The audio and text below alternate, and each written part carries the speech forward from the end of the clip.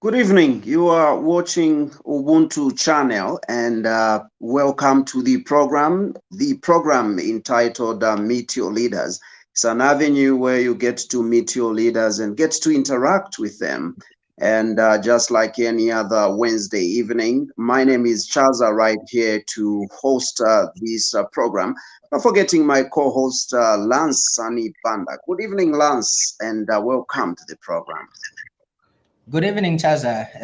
Thank you so much. And good evening to our viewers. Looking forward to this evening's deliberation as we are hosting a female figure, which is makes me super excited. I'm really looking forward to today.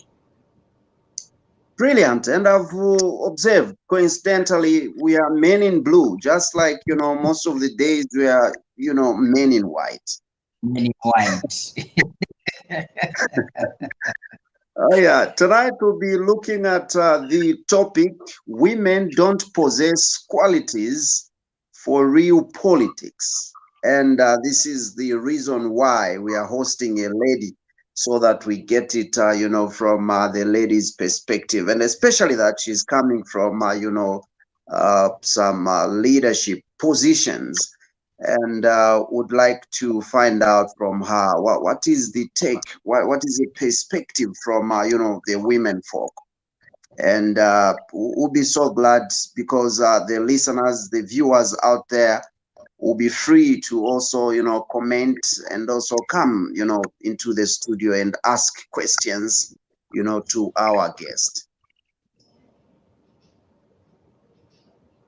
Definitely. It's really an interesting discourse, especially looking at the fact that we are hosting a woman of high caliber and a woman that has held many positions, especially in government as well as in her political career. Of course, our guest this evening is none other than Kavumbu Hachilonde.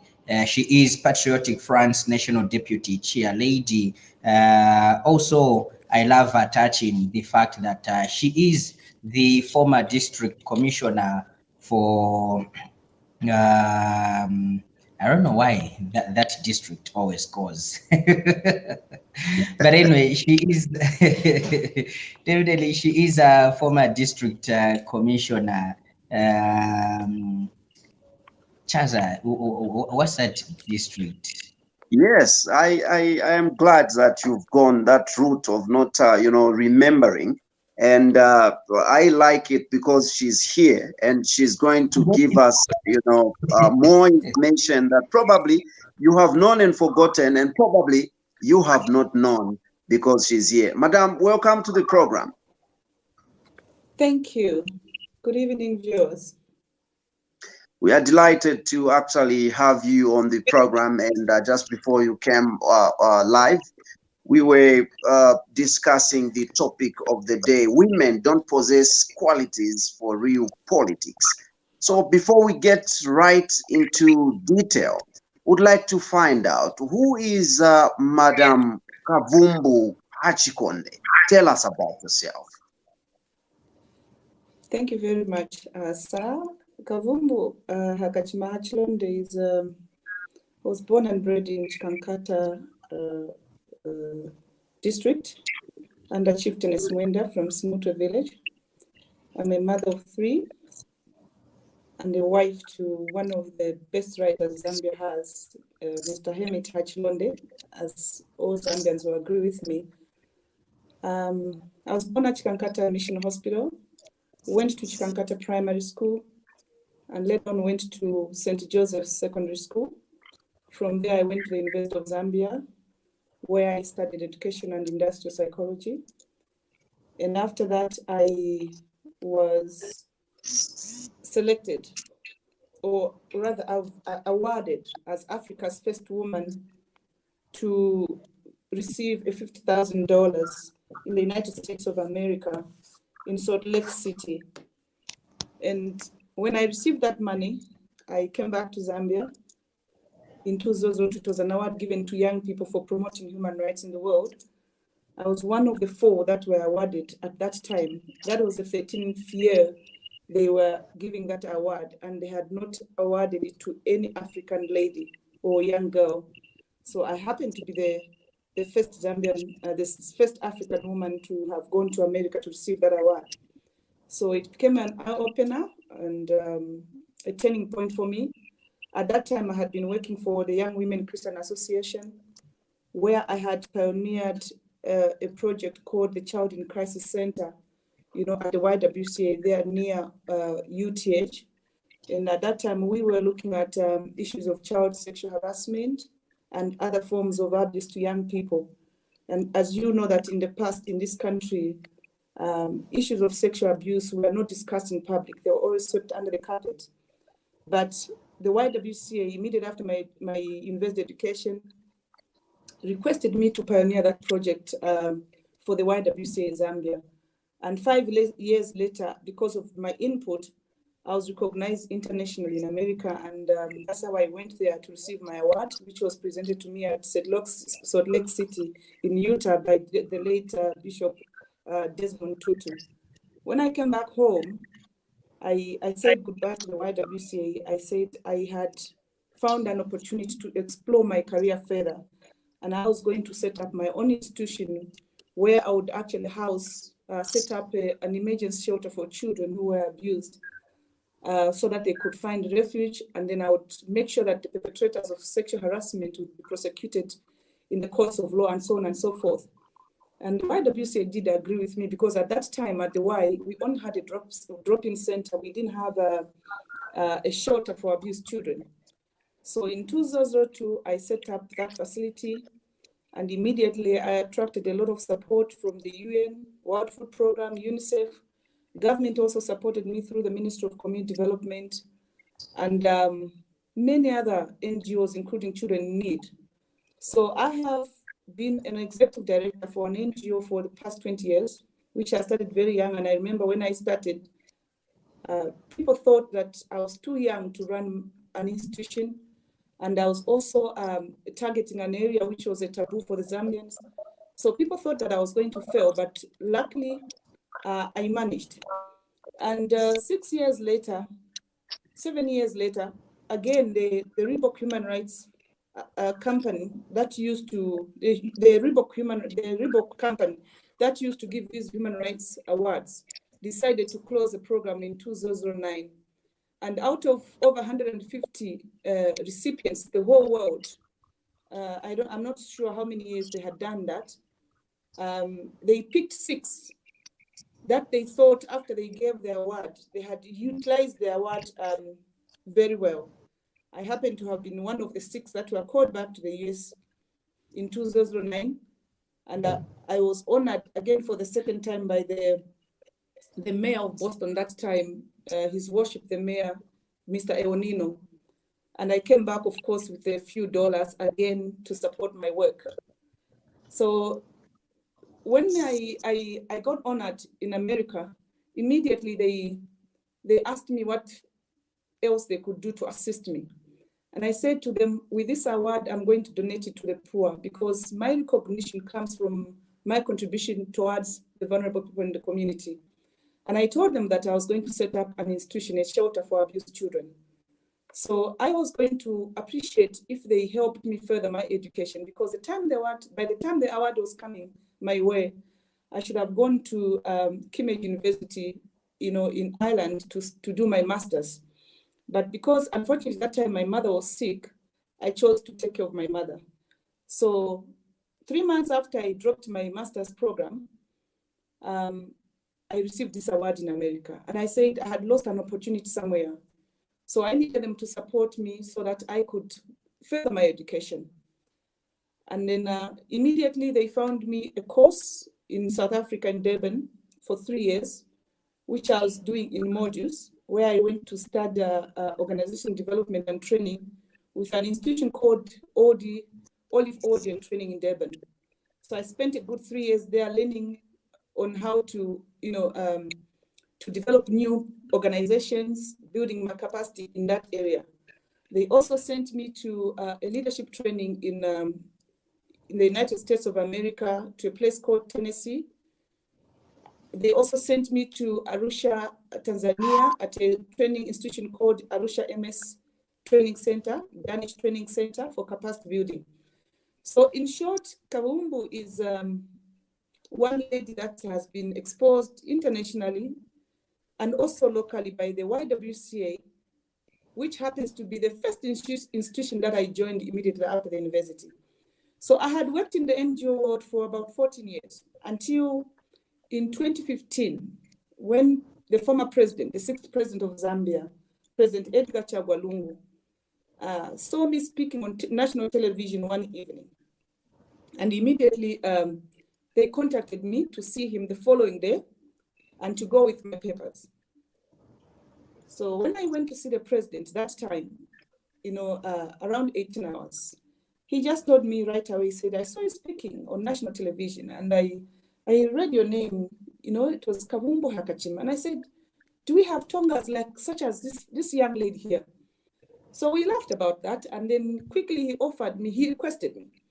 He said, Kavumbu, would you like to join government? Would you like to serve the people of Zambia, through my government? And I said, well, I'm an executive director for an NGO, but definitely you are the president of Zambia, Mr. Edgar Chagwa Lungu, and I cannot say no to my president, to a presidential appointment. And then he said, okay, go back, I will contact you again. A few weeks later, let me say about 2 weeks, I was appointed district commissioner for Chikankata district in Southern Province. He actually made it very clear that, as a party, they were having difficulties in areas such as Southern Province. And he thought that my going to Southern Province at that time was going to make a very big difference. And I decided to go to my home village. That's where I was born, to serve as district commissioner. Of course, I went under PF, the PF government, the former government. And it was very difficult for me to start work there because I received a lot of opposition.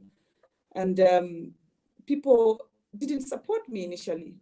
But as it were, I presented myself as somebody who has always endeavored to serve community very well, diligently. And I told them that I'm here to create a change in your lives. I left a job so that I could serve you better. So may you please give me an opportunity? Sooner or later, people started agreeing with me, and a number of the headmen, people in the community, institutions, some of them started supporting me. And I think with the support that I got at that time, I did a lot for the people of Chikankata as district commissioner.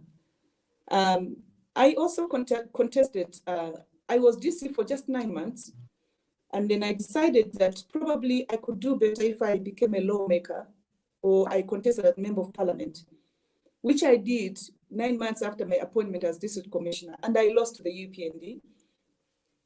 I attempted, after I lost in 2016, I was sent to ZESCO as a ZESCO board member or board non-executive director, where from 2017 to 2020, I was the ZESCO chairperson, technical chairperson, in charge of generation, distribution, and transmission of power in this country.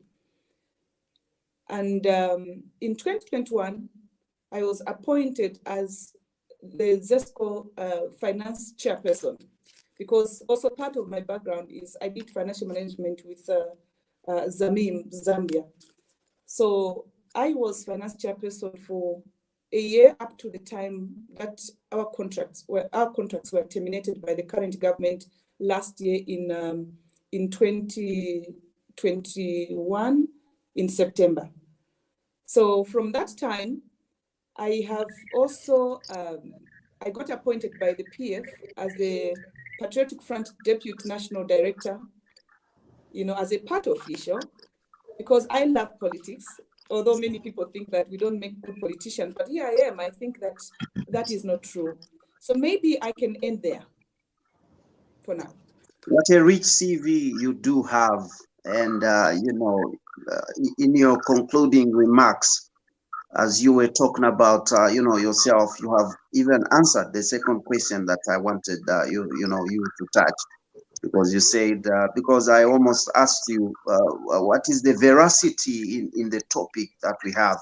And you have said it's not true. And you've highlighted, quite a number of, positions that you've had.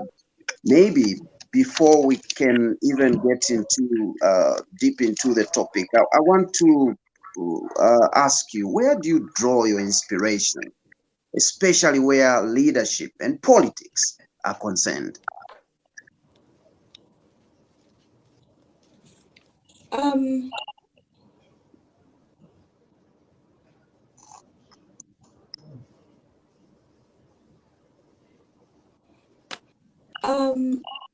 I get my inspiration from the fact that I come from a very humble background. My father was a peasant farmer. My mother was a housewife. And I remember my dad, 2 days before going to boarding school to Chivuna, he would go hunting just to go and kill one tiger. And then he would sell it so that he can get boarding fees for me. And my mother used to keep only one pig, and he would sell to complement dad's efforts.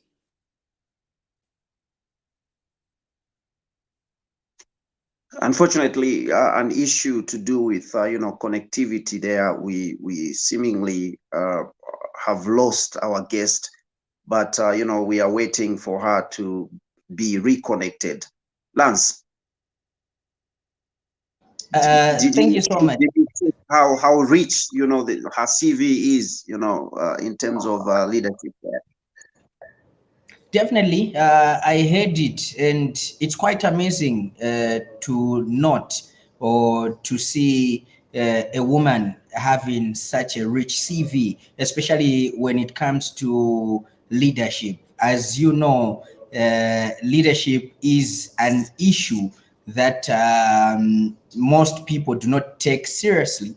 For most people, they think leadership is all about you just having an idea in one thing, or you just waking up at a certain point in time and say, hey, I want to lead people, or I want to do this. But I think looking at her background, Madame Hachilonde's background, you would be able to tell that this is somebody or someone that has a passion for what she's done or for what she does, because she started with it, at least at a level where you get to the YWCA, where you deal with at least a certain number of people with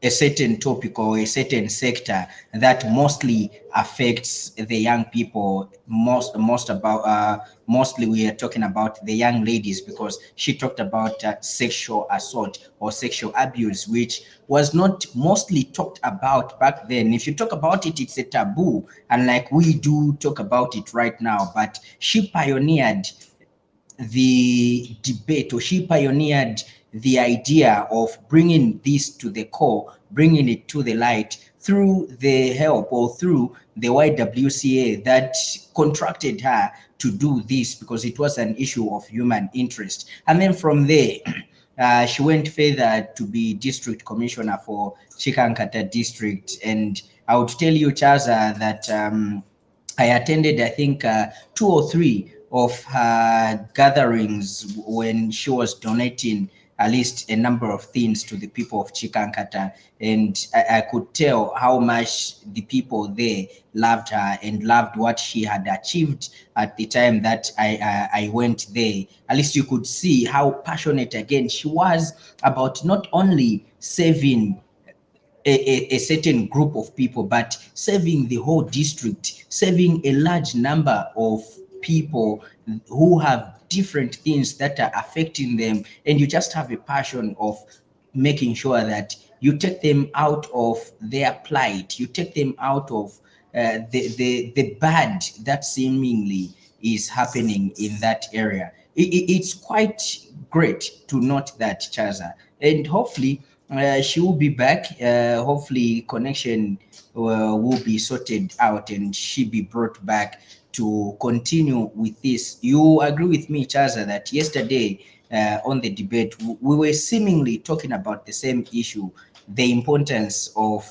civic participation of our young women and youths in governance. And this is her, leading that role. She started as a young woman having interest, and not only interest, but participating in the issue, taking the bull by its horn, not waiting for somebody to come through and appoint you. Hey, you are a youth. Hey, you are a young woman. Take up this role. She had to take the bull by its horn. And by doing so, like she narrated, the then Republican president, Edgar Chagwalungu, even called her because he saw what she was capable of. He saw the passion that she had about saving people and about, what she was putting across. So this is what the young women ought to do. These are the people that the young women ought to look up to and even go to for advice and how they can take up leadership roles. She's back. Welcome back, madam. We had lost you due to connectivity.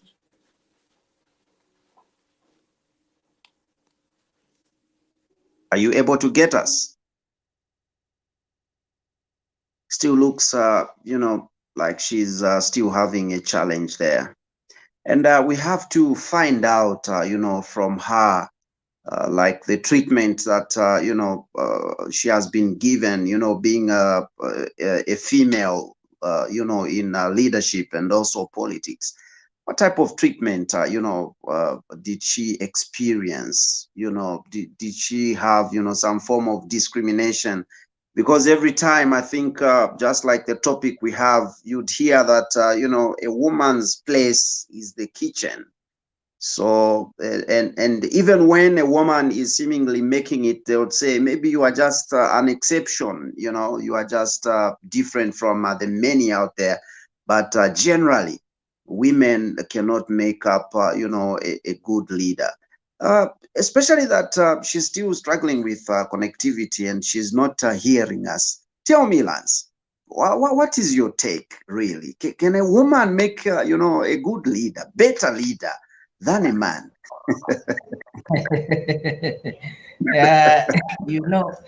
You are putting me on the spot. It's like something I saw today where people are reporting each other at the police, or because a woman is standing in front to preach to church. So there's serious confusion in that church. Why would you let a woman preach? So you find that her fellow women are the ones that are even in the forefront. Kutono nkala kusogolo kwa kamera Chaza. Yeah, just mvaki mkazi safunika ku pulpit, So a woman, is it okay to give a leadership role to a woman? Chaza, first of all, what we must understand is that leadership is not given. Leadership is a personal conviction. It's a personal conviction.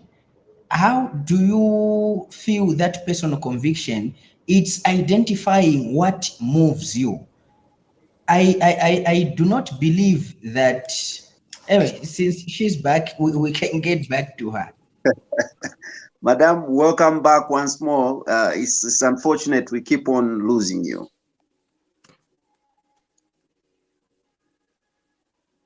Are you getting us, Madam Kavumbu? It appears she's still. Are you getting us now?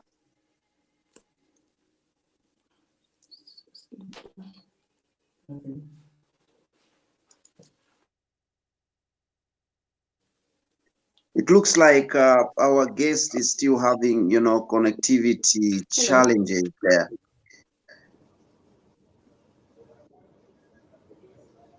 Hello. And true to the saying that, one of the disadvantages of, ICT is one of them, At a time that you need it more, sometimes it may disappoint you. Yes, madam, are you Exactly. getting us now? Yes, yes. Yeah, Brilliant. It's good to have you back. thank you, sir. Okay, Yeah, so now I'd like to say that again. no, you had asked me to explain where I draw the passion from. And I was going to Exactly. say that I come from a very humble background. I'm a daughter of a peasant farmer, the late Jeremiah Hakachima and Janice Hakachima Kahobia. My parents were not educated. I'm sorry to say that, but I'm proud of them because they worked so hard and they made me understand how they lost an opportunity to go to school. There was no one to take them to school. My dad was an orphan. He never even knew his parents. And then my mom got eloped in grade 7. And she told me that the opportunity that I lost, Kavumbu, I would like you to fulfill that for me, being her firstborn. We were 16 of us. Dad had 2 wives. I'm the firstborn from the second wife. We were 8. The first wife also had 8. So altogether, we were 16, fighting for love from one man. And I want to thank my late father because he gave each one of us equal love, and he gave every one of us an opportunity to go to school, whoever was. And one of the things that my dad always told me, he said, look, my daughter Kavumbu, I'm a very poor man. It's not easy for me to take you to school. So this opportunity that you have, use it so that you can become a better person. And the passion that I drew from my parents' suffering, I think I would say it's one of the drive. It's one thing that drove me to be who I am, because I always looked back where I came from. Even when I went to boarding school, I met with a lot of children who were coming, some were coming from Lusaka, rich children, some were like me.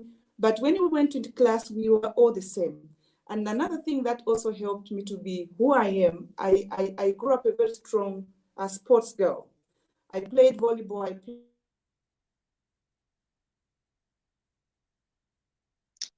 Connectivity challenges have ensued once more.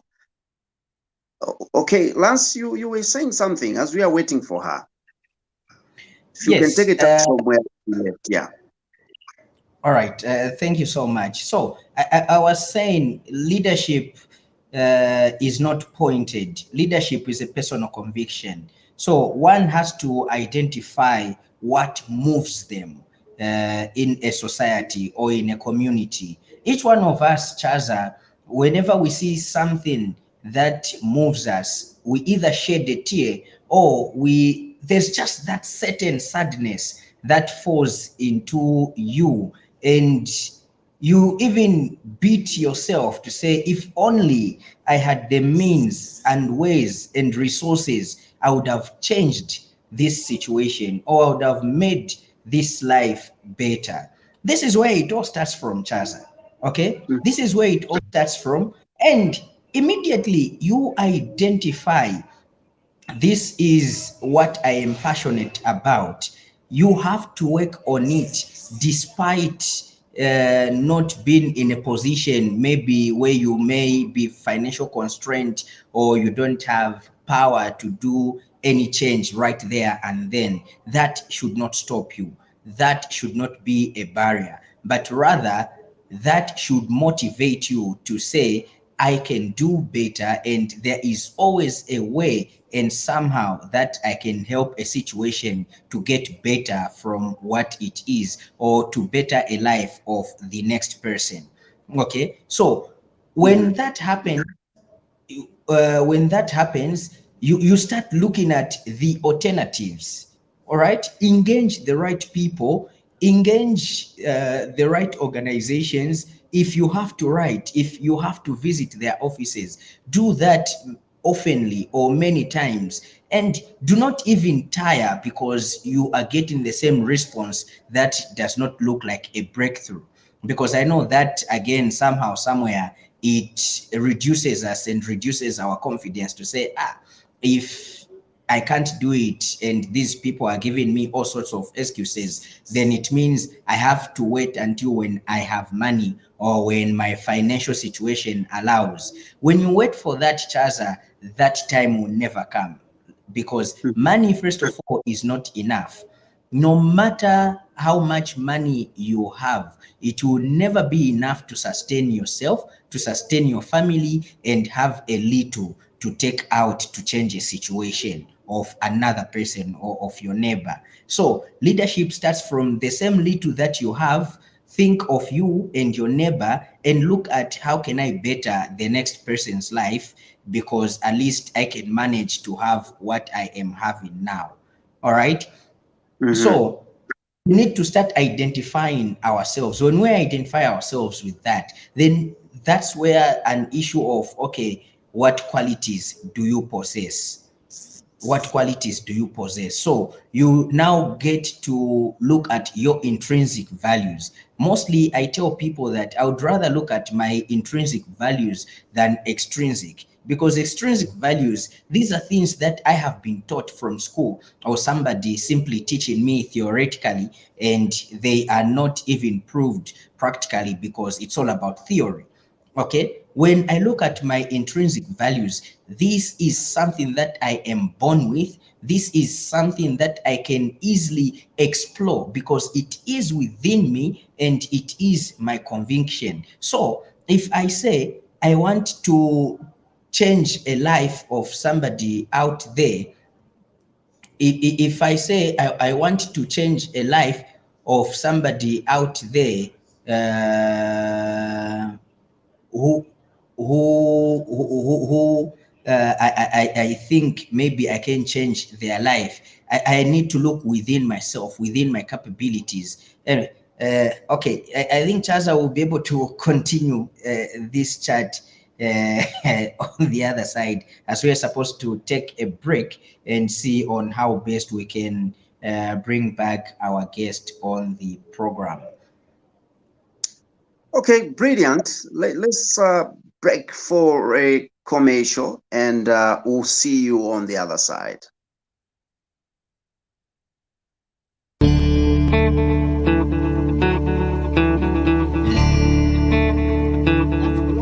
Globally, 85% of infertility is because of infections, typically the chlamydia and the gonorrhea. Your time is up. Thank you so much. Okay, since I've been mentioned, I can react to what comment in the just. Yes. I haven't finished my point. Remember, I haven't finished my point so that my brother can. Does the Patriotic Front know the kind of damage they have done to our economy and to our country?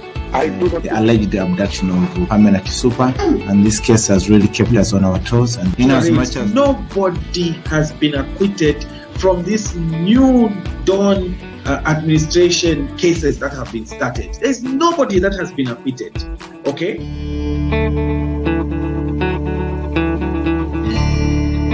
CJ, foreplay. I'm not talking about jump and begin acting like a kangaroo. No. Foreplay. Many of us as Africans, we lack this virtue. This is not there.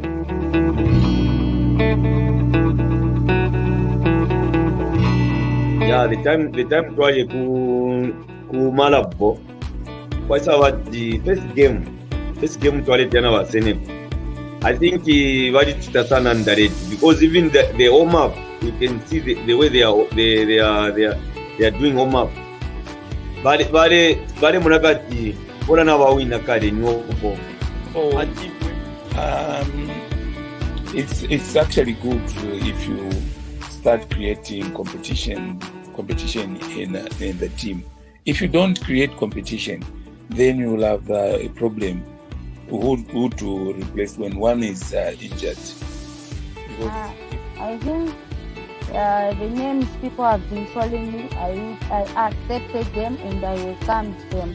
But what I would prefer being called as a nickname, I would prefer being called Sambalung.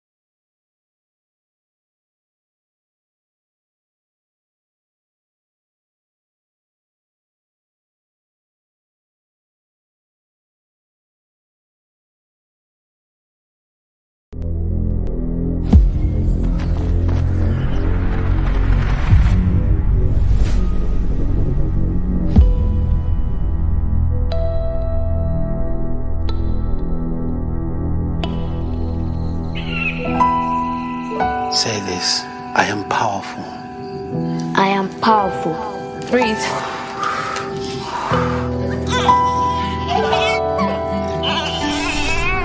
I don't care where you go.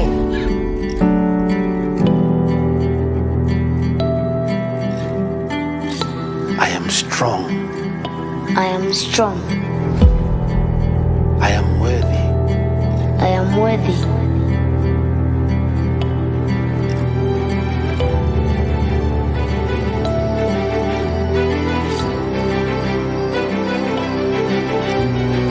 I belong.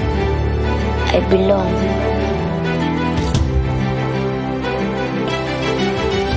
Didn't I tell you that we don't play with people like you?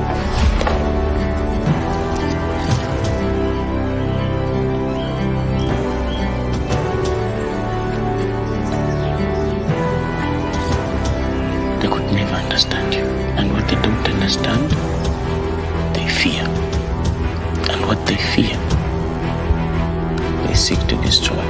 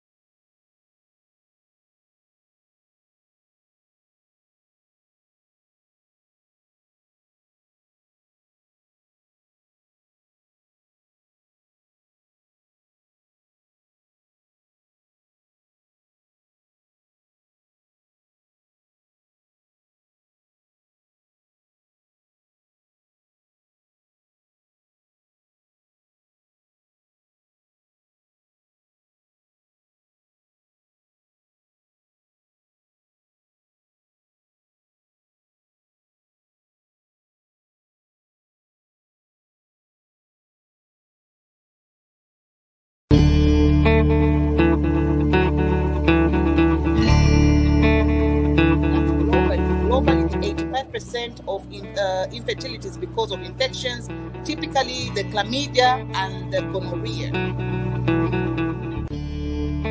Your time is up.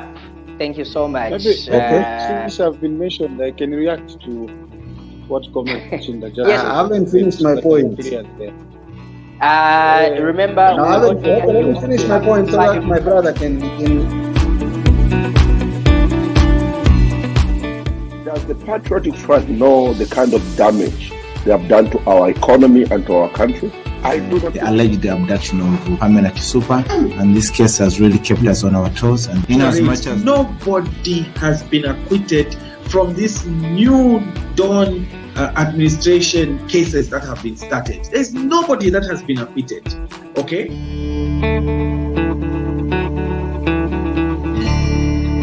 CJ, foreplay. I'm not talking about jump and begin acting like a kangaroo. No, foreplay. Many of us as Africans, we lack this virtue. This is not there.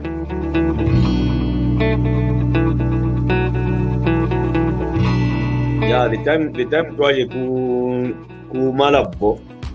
Kwa sababu the first game twale tena wa Senegal. I think very tutasana ndareti because even the warm up, you can see the way they are doing warm up. Bare munakati bora na wawina kale nyoko.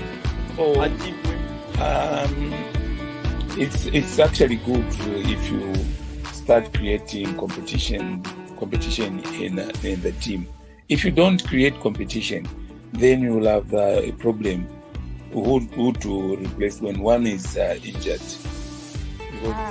I think the names people have been calling me, I accepted them and I welcomed them. But what I would choose have been called as a nickname, I would choose have been called Sambalung.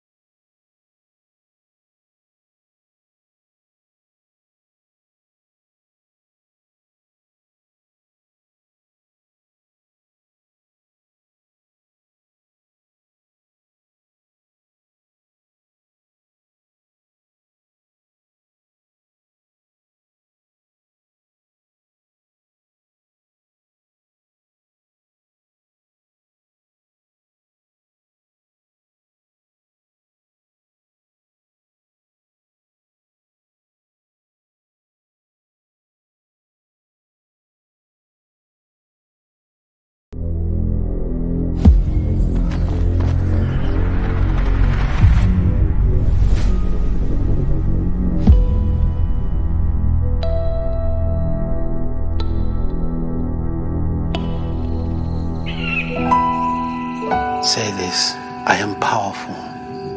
I am powerful. Breathe.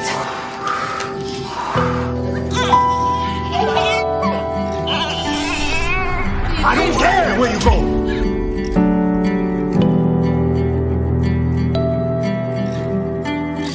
I am strong. I am strong. I am worthy. I am worthy.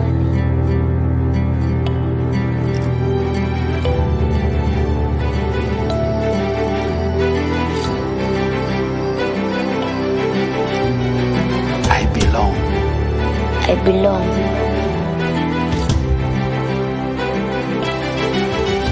Didn't I tell you that we don't play with people like you?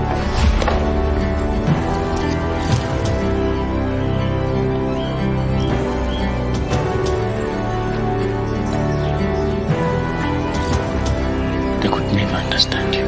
And what they don't understand, they fear.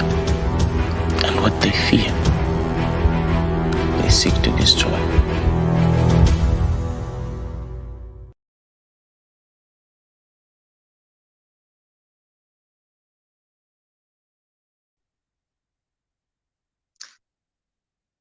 Welcome back. We went, on a very long break due to some, technical challenges that we've had, as regards connectivity. But, we are back here, and I must believe that my co-host will be able to rejoin, and also our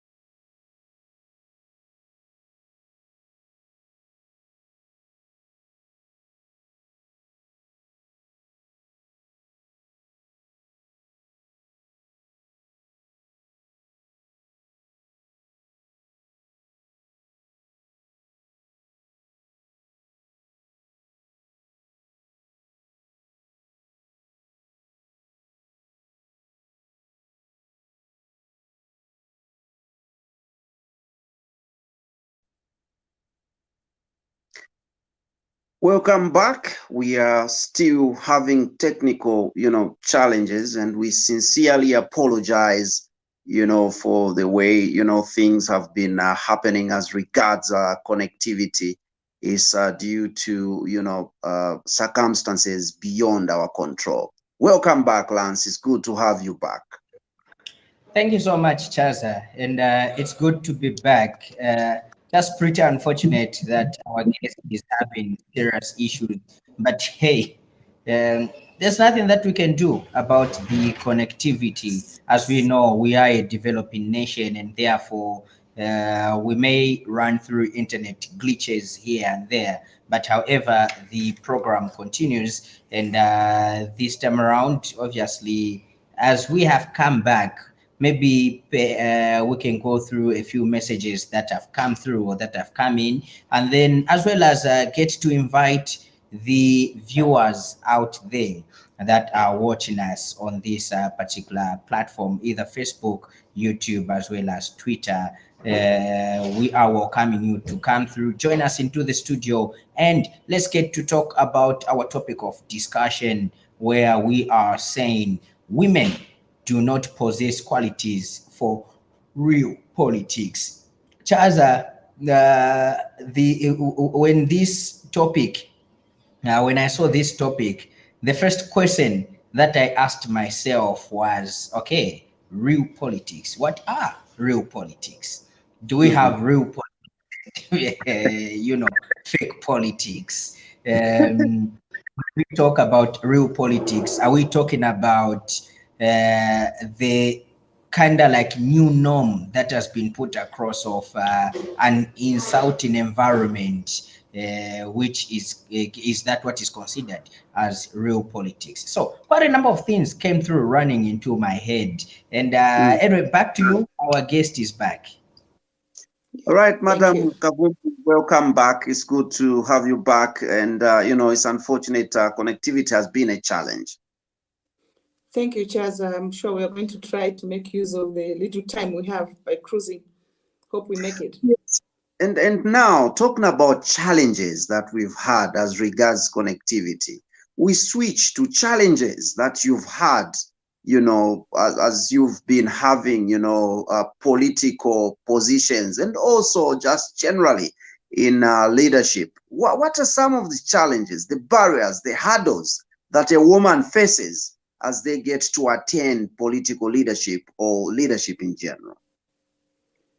Well, like I always tell my friends out there, which I would like to tell the people of Zambia, that I draw my passion from the fact that my background is very humble. So I'm able to associate with both. I can identify myself with the poor because my background is such that I was classified as a poor girl. And the challenges that I went through when I was young, and I managed to handle, and the challenges that I face now politically, to me, they're nothing. I think I want also to acknowledge the fact that women face different challenges. And maybe it's also because of various reasons. One of them is financial issues. Some women have financial problems, others don't have financial problems. Some women have cultural struggles, others don't have. They can easily ride over cultural issues. So for me, the major challenge politically that I think has affected me most is that I'm one lady that comes from a region where I think that regional voting is a big thing. And I want to believe that if it was not because of regional voting in this country, where in certain regions people always vote in a certain way, I could have been a member of parliament. So other than that, maybe a little bit of financial challenges here and there as a woman, but not so much because I have had an opportunity to be able to make a bit of resources that I think are enough for me to excel politically. I didn't talk about me being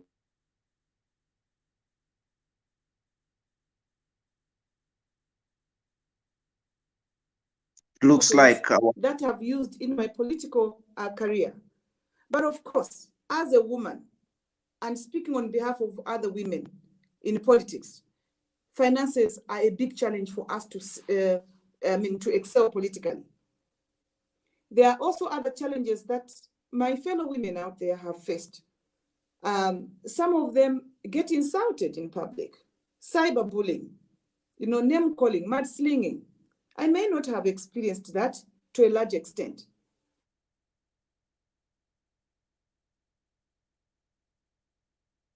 Lance, are you there? Yes, definitely. I'm here, Chaza.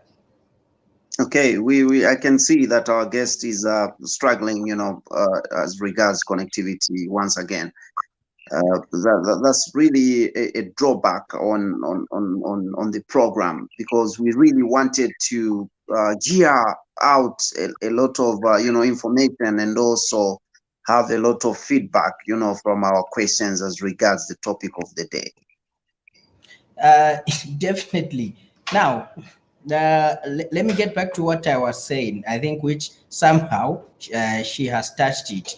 Chaza, when one talks about real politics, the thing that first comes into the head of somebody is that real politics is about insulting. Real politics is about the financial muscle. Real politics is about mudslinging. Real politics is about name calling. Real politics is about character assassination. That's what most people think real politics is. But if we get down to business, like truly, if there's one that can answer the question, what is real politics?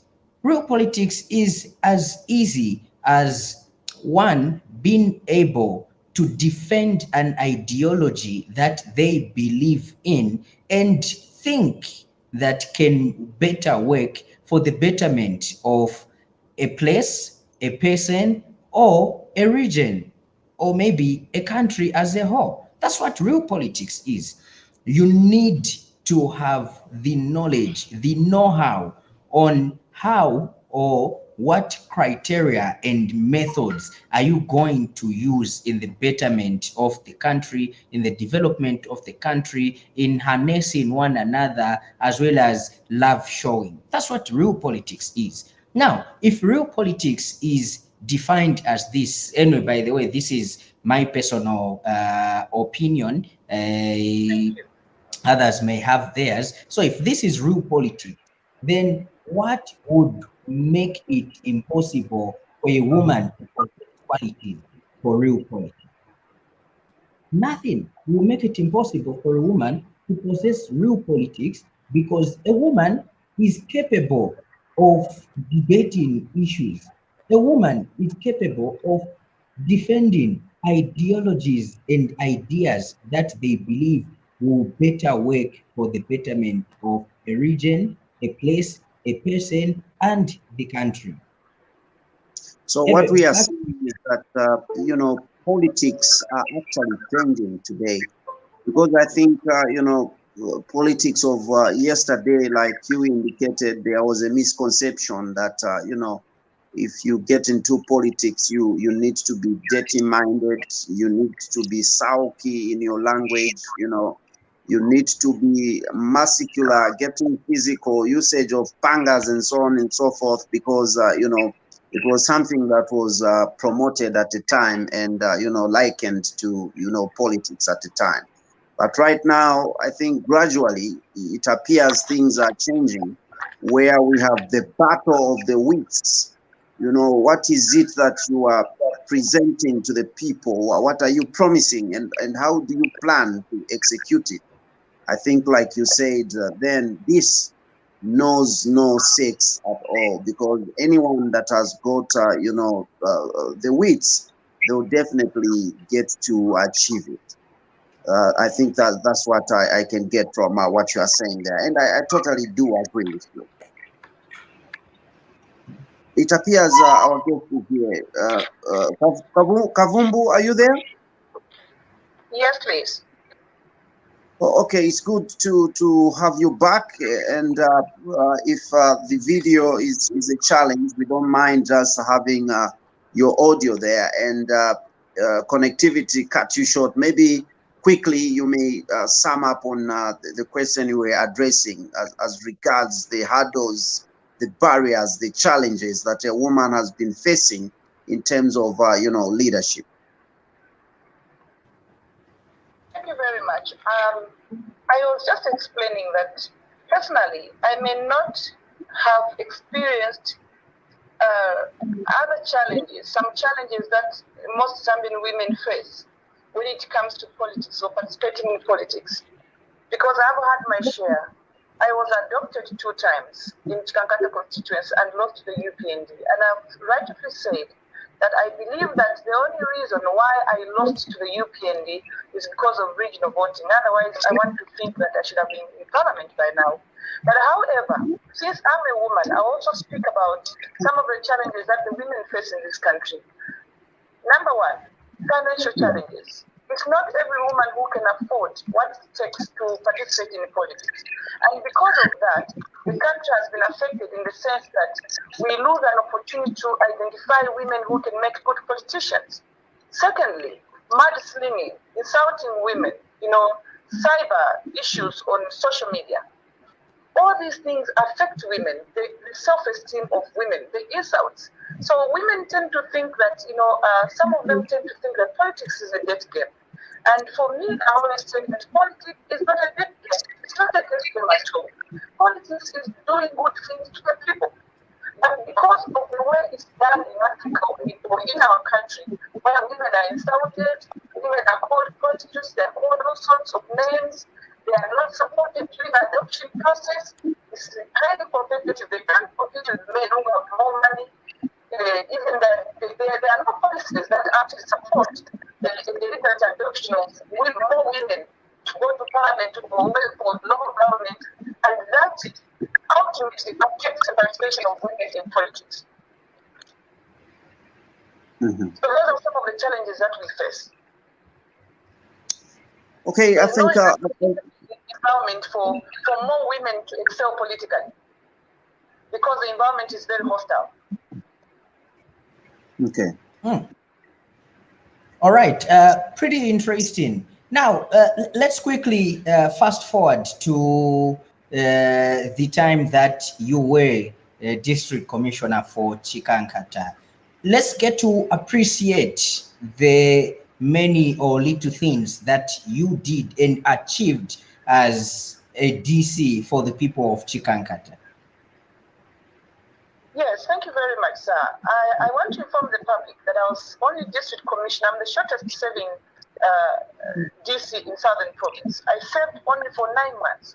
And in that 9 months, I was able to establish 53 cooperatives in Chikankata district.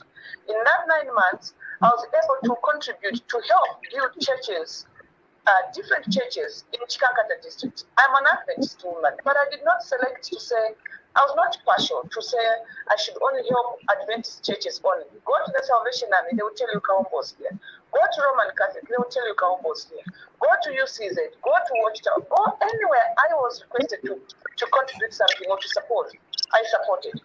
I also helped, I empowered women marketeers, by giving them some little finances to boost their businesses. I'll give you an example. If you go to Kafue River there by Tempak, those women would testify that Kavumbu Mrs. Hachilonde used to come here every week. There was a group of women that received a 2,000 kwacha every week to boost their businesses. And sometimes I used my personal money because of the desire that I have to see women become stable people, responsible people, and the fact that I also appreciate the burden that the women face in society. I was always willing to help them. During the time I was also district commissioner, people will bear me witness that Chikankata district commissioner, Chikankata district at Neganega township was the one leading in terms of development. The time that I was leaving after 9 months, I left the district at about 80%. Of course, I was working hand in hand with the council, but every fortnight I was at the site supervising the contractors. So when you look at the whole southern province, you would realize that Chikankata was far way ahead of all the other districts in terms of the construction that was there. The same 9 months that I was in Chikankata, you see, that is the time that the patriotic government, the past regime, was building, started constructing the Kasure lower, the 750 megawatts at Kasure lower there. I was also highly involved at the beginning of the project. There were a lot of teething problems. There were a lot of strikes. The Chinese would have fight battles with the workers there. Kavumbu was always on site resolving all those problems. I went to, I helped a lot of old people in Chaza, both men and women, with little groceries, with finances for them to cope with the daily burden, the daily pressures. All those things I did for the people of Chikankata. I went to the youth.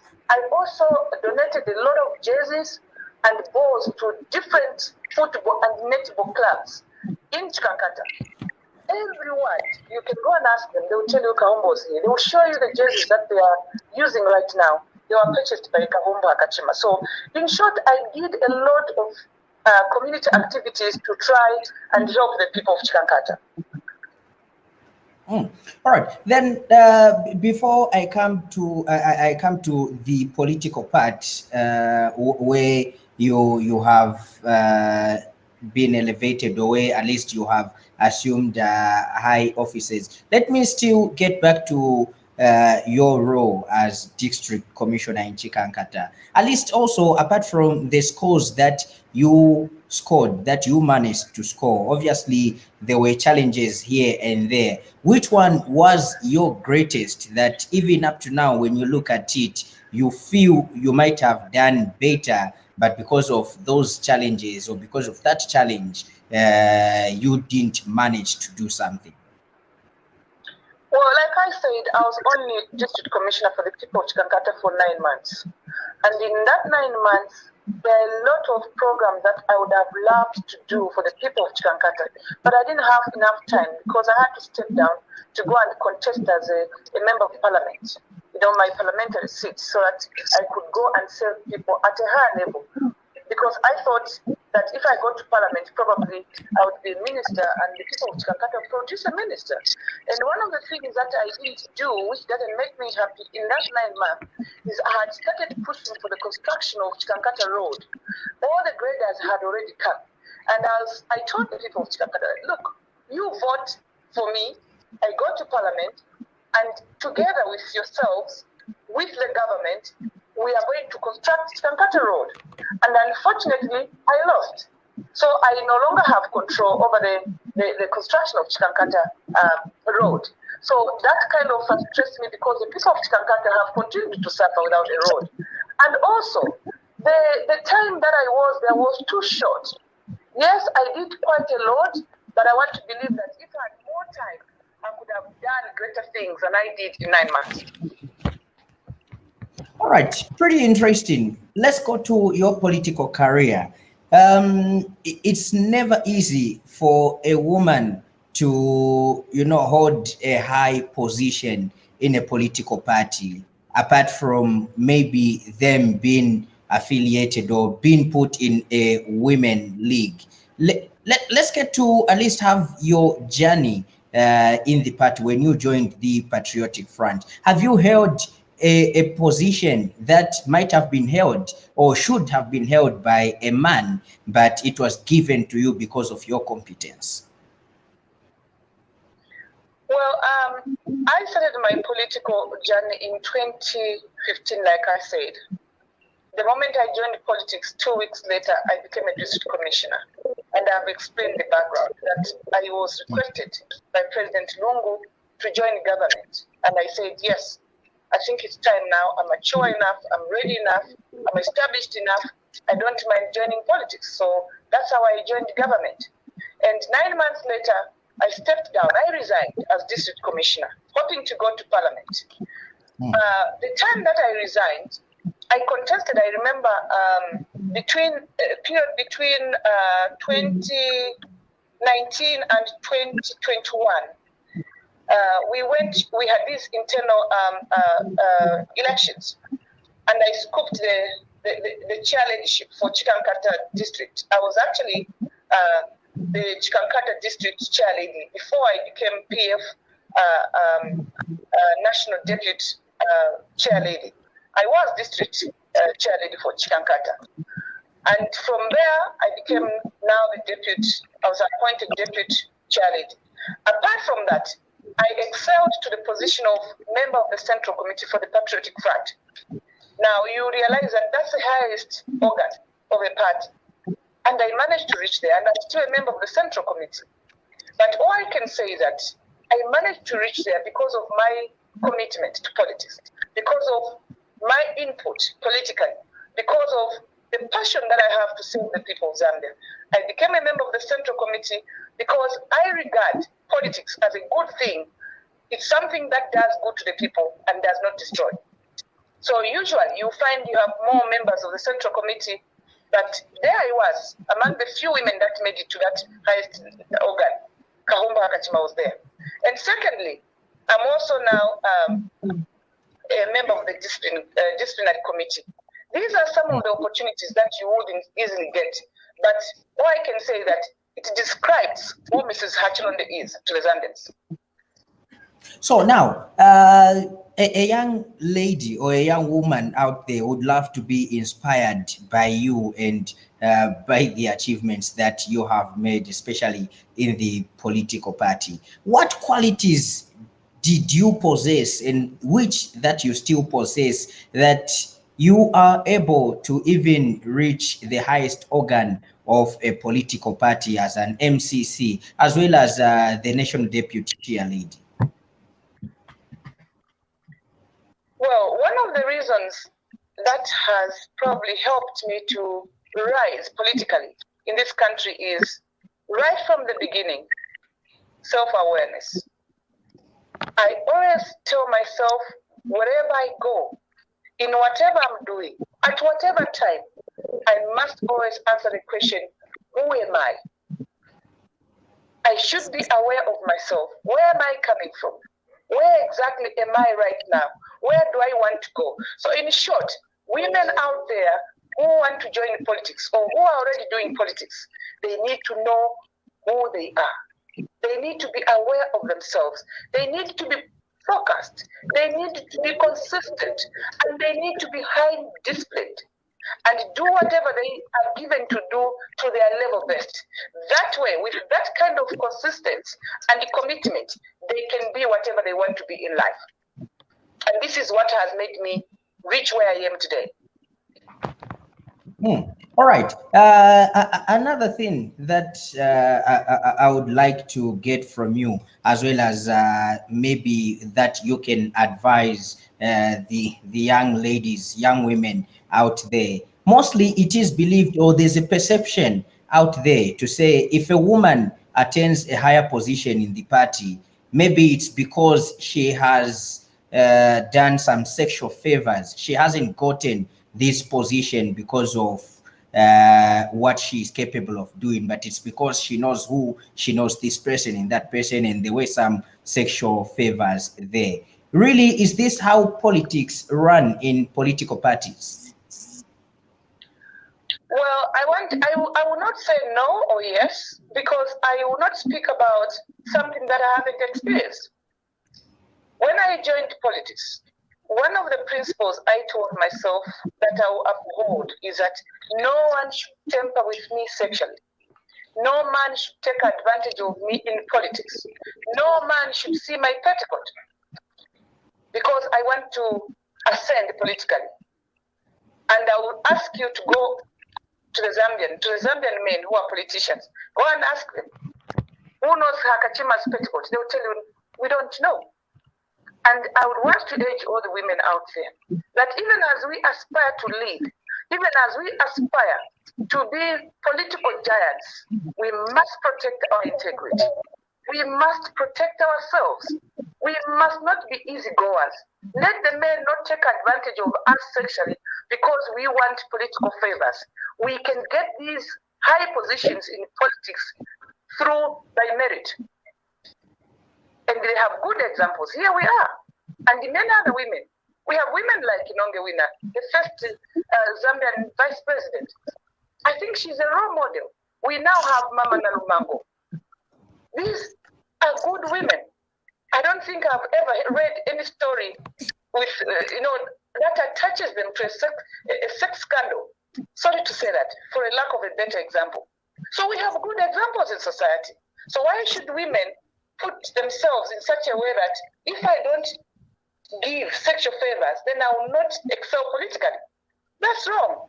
So if there are any women who think like that, they should stop that, because they can equally ascend politically, even if they were good girls, like some of the people that we know in society. And I think also it's also just a notion. It's not every woman that has succeeded in politics that has been sexually abused, so to say, by men out there. There are some women who are straight. There are some women who have worked at it. There are some women who have fought, who have hustled to be who they are politically. So it's not true. Maybe it's just something that is perpetuated by those who always want to make sure that women don't rise politically. Have you ever had a time that you felt intimidated by names, big names, or so-called big wigs in the party, especially when you are running for the intra-party elections that happen in these political parties? I've never been intimidated by anyone politically. I've never succumbed to any intimidation. Why? Because I have what it takes. I've been to school. I'm educated, just like the men. I can speak publicly. I can articulate issues, talk about formulation of policy. I will articulate what it is. I will speak to the public, to the communities. I will say what I want. I will listen to people. I can interrogate issues. So what is it that a man can come and intimidate me for? There's nothing, because we are equal politically. And this is why I say that one of the things that the women must say, the women of Zambia must do, is that make sure that you get an education so that you can be able to articulate publicly, so that you can be able to interrogate issues. You can be able to sell yourself. And that way, we can rise politically as women in Zambia. All right. Chaza, do I still have time? I can go on and on and on. I'll give you an opportunity to ask two questions, then we get to wind up. Okay, great. Thank you so much. Madam Hachilonde, I want us to somehow get real with the politics of Zambia. Time and again, we have seen that politics that is cleanly played is not considered. We have politics of malice. We have politics of insults, politics of name-calling, degradation, and all sorts of bad-mouthing for one another. And looking at women, you are also taking center stage in looking for these national leadership roles, maybe as a female president or as a female MP. Do you condone, or do you agree with women also taking part in the dirty politics that sometimes the men play of insulting one another and issuing all sorts of derogatory remarks against each other? I have always said politics is doing good for the people. It's not insulting another person. It's not fighting. Good politics must help us get to the people, know what the people want, and then providing for the people that which they have sent us to do as their leaders. So for me, I want to say that in the past, women didn't know to insult back. But because they have been insulted for a long, long time, they have been intimidated for a very long time, now the women have learned to fight back. But all I can say to the Zambians is that there is no need for us to fight. verbally. There's no need for us to insult one another. There is no need for us not to coexist. The women and the men must work together. We must work side by side so that we can make a better Zambia. It's not the insults that make you a better politician, a good politician. No, there's no need for that. Zambia is a democracy. People must choose leaders. So women out there must not be scared of being insulted by the men, by the male folk, or by their fellow women. Women out there must be encouraged to participate in politics because women can also achieve, in fact, far much better than the men politically, given an opportunity. But unfortunately, very few women are willing to participate in politics because, as you have rightly said, it's believed to be a dirty game when it's supposed to be a clean game. So those people out there who insult each other, I would like to appeal to them that let us stop the bad politics of insults in this country. Let us do politics of integrity because politics is supposed to be a good thing because it is doing good for the people of Zambia. A wrong seems to be a norm in the Zambian, in the Zambian political scene. What do I mean? I'm talking about opposition. It's like if you are offering proper checks and balances, which are issue-based, then you are not opposing, but rather you should practice dirty politics. If you disagree with everything that the sitting government is doing, then you are a real politician or you are truly in the opposition and opposing. Should that be the case?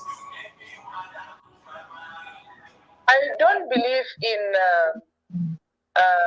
that kind of politics where someone has to oppose everything. When regimes are in opposition, they provide checks and balances. Some of them even insult. When they get into government, they change, they become another thing. When they come out of power, again they change. But what I can say is that the opposition is a very relevant organ in the political arena. And as a result, they should not embark on politics of insult. They should provide constructive checks and balances to the government of the day so that the government of the day can serve the people of Zambia better. But we do have a situation whereby now there is so much propaganda. Even from the government end, there's propaganda. From the opposition, there's propaganda. There's confusion everywhere. It's so difficult to tell who is saying the truth, even when you read media reports, either from the government or from the opposition. And I think that's not how we're supposed to run the country. We are supposed to be genuine, knowing why we are where we are. We are there because of our people. So if we have to criticize as opposition, we have to criticize objectively. If we have to criticize the opposition as a government, we have also to do it objectively. We don't need politics of vindictiveness. We don't need politics, of vengeance. We need to work together, the government of the day and the opposition, so that we strengthen ourselves as a country. All right, Madam, we have a question from one of our viewers by the name Sojabu, who is actually asking, is it, possible to have, clean politics in Zambia? Is it possible to have what? Come again? Clean politics in Zambia. Is it possible to practice clean politics in Zambia? Maybe Lance, try to read it out. All right. So the question. Why not?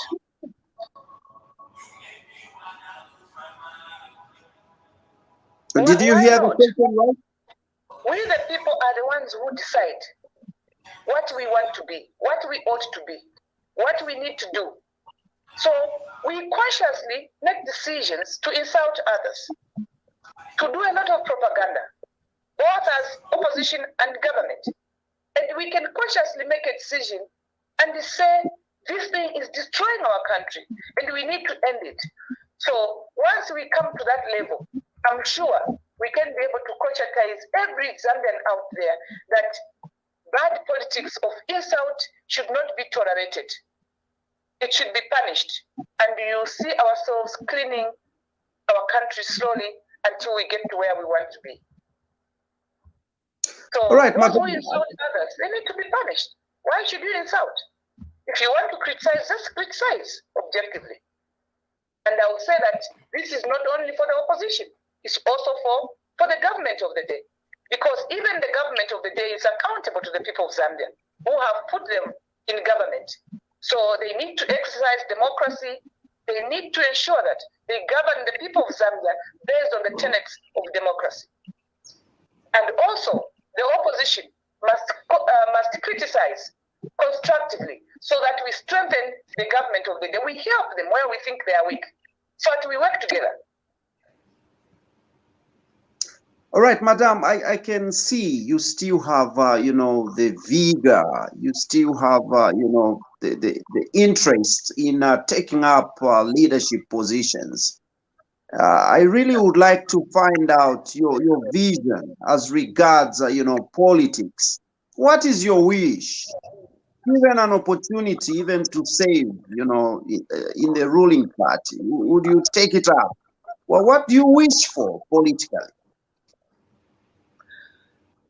Well, I can say that the future, if there's anything that is so unpredictable, it's the future. And I'll end there. That is actually, an intellect, based kind of response. It explains volumes there. Coming to, advice, the young girls, the youths, the young ladies, young women that are intending, in joining politics or taking up leadership positions. What could be your advice to them? Because I have come to understand, or I hate that, if you join politics, you are so good if you are in the ruling party, but if you lose, it becomes lethal. Everything, goes under. What is your advice? Well, to the young people out there who would like to join politics, it's a good thing. I mean, I'm enjoying myself. I enjoyed myself both in government and even in the opposition. I'm very happy in opposition. I don't actually see myself as being in the opposition because I'm consistent with what I do. Okay, except I may not have the privileges or the opportunities to do what I would have loved to do to the people of Zambia. But to young people out there, I would encourage them to join politics, to be leaders, because we need to claim for our share. If you look at the Beijing conference, it was talking about encouraging, empowering women so that they can ascend to leadership positions. It was talking about empowering girls so that they can have access to power. And if the women themselves don't position themselves, in such a way that they will be identified, how can they ascend to power? So they need to join politics like us, so that together we can fight until we get to the level where we want to be. We don't only want to be vice presidents in this country. We want to show the world that actually even a woman can be a president in this country of Zambia. So we are waiting for a breakthrough. We are waiting for one brave woman one day who will become president of Zambia, not only vice president. So let them prepare themselves. Women out there, prepare your minds, prepare your bodies, prepare yourselves, go to school, continue studying, so that you gain an understanding. And together we should fight for what rightfully belongs to us. Because even the UN, if you remember, they decided that 2030 is a deadline for the empowerment of a woman and girl child. So we have not yet reached where we are supposed to be. So women out there, I encourage you to look after yourselves, to find yourself, to get yourself an education, and to join politics so that together we can forge ahead until we produce a president in this country one day.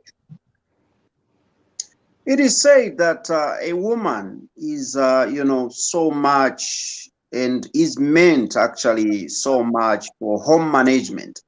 If you're a career woman, you are too busy, with leadership positions, politics and so on and so forth. Your home is going to suffer. How have you managed, if at all you have, to create a balance between your career, leadership, and also home management? Who is not busy, Chaza? Are you not busy yourself? We are all busy. But it's just striking a balance. When I'm at the office, I'm a director.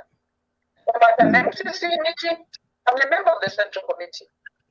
When I'm in the field campaigning, I'm a party official. When I come home, I'm a wife to Mr. Hachilonde. I have to cook. I have to make sure his wardrobe is in good order. I have to make sure that the children go to school. My house is clean. Everything, the surroundings, the gardens. I have to supervise everyone at home. So the same way the men are busy, that's how busy we are also. But it's a matter of striking a balance and knowing who we are and where we ought to be at the right time, all the time. Madam, your last words in a minute to the viewer, the listener out there. My last words to the women would be, politics is very exciting. It's addictive. It's very progressive. And we have few women politicians in this country. Please, you do well to endeavor to join the politics. Join us. It's not a bad game. It's a very clean game. And to the ruling party, I would like to appeal to them that all of us depend on our government, on our new administration. My plea to them is that may they govern this country of Zambia based on the tenets of democracy and according to the promises they made in 2021 general elections. I thank you. Madam, we do appreciate, according us a chance to appear on the program here. And by the way, you have articulated issues. Really would like to have you even again right here on Ubuntu channel. Thank you so much for coming through. We do appreciate it. Thank you, Mr. Chaza. Good night. All right. Thank you so much to the viewers out there that have been, with us. And not forgetting on the list, it includes Emmanuel Nkunika from Lusaka, Jonathan Chipindani, Lusaka, Pesi Chama from the UK, Soja Boo Enoch. Thank you so much. It's been good to know that you've been with us, not forgetting Chipulu Wesley and others that probably whose messages we have not seen. We do actually appreciate so much for your viewership. The IT guys, CJ and Emmanuel, you've been good. We do appreciate, and not forgetting my co-host, Lance Sunny Banda. You've been so good. We do appreciate, and the program is actually embedded on you as well. Our people out there, my name is Chaza. Till next time, you're saying, God bless you all.